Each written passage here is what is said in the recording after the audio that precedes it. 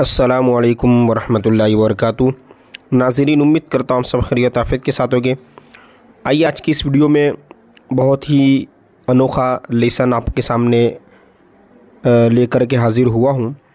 और चूँकि उर्दू लिखने में भी और उर्दू बोलने में आपके लिए और उर्दू पढ़ने में बहुत ज़्यादा ये मदद रूप साबित होगा, ठीक है।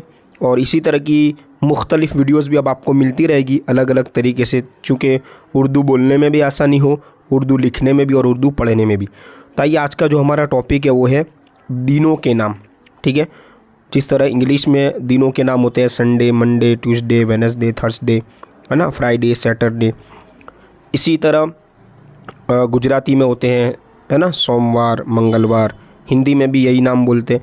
भाई ये इसे उर्दू में कैसे लिखा जाएगा और उर्दू में दिनों के नामों को किस तरह से पढ़ेंगे, किस तरह हमें इसे लिखना है, ये हम समझते हैं ना।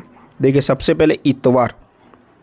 तो उर्दू में अगर हम बोलना चाहते हैं तो रविवार या संडे नहीं, बल्कि हमें कहना है इतवार, ठीक है। इतवार यानी संडे, रविवार, जिस दिन छुट्टी होती है। इसी तरह सोमवार है, इसी के बाद वाला दिन, संडे के बाद है ना, मंडे।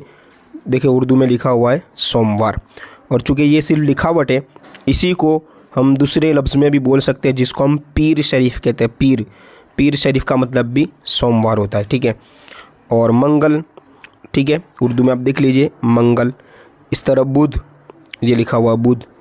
इसी तरह जुमेरात, बीच में आइन आएगा, जुमेरात, ठीक है। इस तरह जुमा, है ना, ये जुमा, फ्राइडे। और हिंदी में हमें क्या कहना है, हिंदी की तरह उर्दू में भी शनिचर, शनिवार नहीं शनिचर।